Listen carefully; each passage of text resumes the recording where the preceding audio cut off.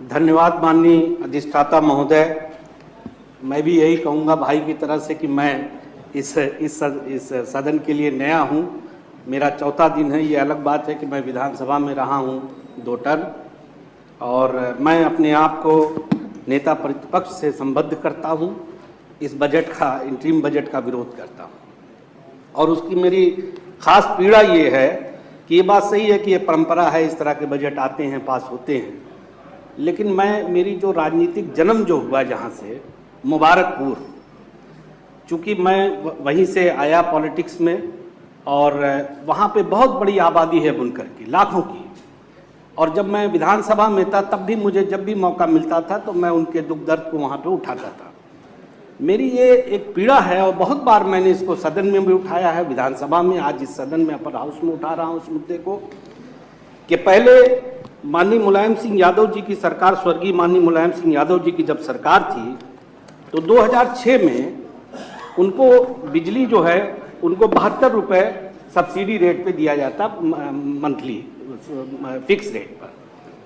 अब इस सरकार के पास, मैं तो कहता हूँ भाई सरकार बहुत से मदों में बहुत कुछ खर्च कर रही है, अच्छी बात है, जब डेवलपमेंट होगा तो खर्च भी होगा, लेकिन बुनकरों के लिए इतना दिल छोटा क्यों हो जाता है?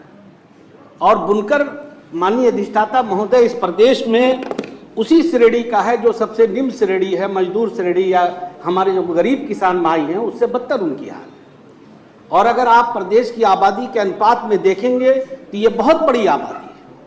मैं मुबारकपुर का रेफरेंस या उसका जिक्र इसलिए कर रहा हूँ कि मैं वहाँ से आता हूँ, मैं 2 बार वहाँ से चुन के आया, लेकिन अगर आप पूरे प्रदेश में देखेंगे तो ये बहुत बड़ी आबादी है। तो मैं, माननीय नेता सदन बैठे हुए हैं, मैं उनसे आपके माध्यम से बहुत ही विनम्र अनुरोध करूंगा कि आप कृपया करके बुनकर भाइयों के लिए कोई विशेष पैकेज ले आए, और अगर कुछ न कर सके तो कम से कम जो स्वर्गीय माननीय मुलायम सिंह यादव जी ने जो उन्हें सुविधा दी थी फिक्स रेट की, वही कर दें। पिछली बार मैं ये भी बता दूं कि मैं उस वक्त बसपा में था, तो सपा की सरकार थी 12 से 17 में। मैं उस वक्त भी बहुत स्ट्रगल करता रहता था, प्रयास करता रहता था, हाथ पैर जोड़ करके, सरकार की रिक्वेस्ट करके, सदन में कह के एक बस स्टैंड बना वहाँ पे मुबारकपुर गजहड़ा में।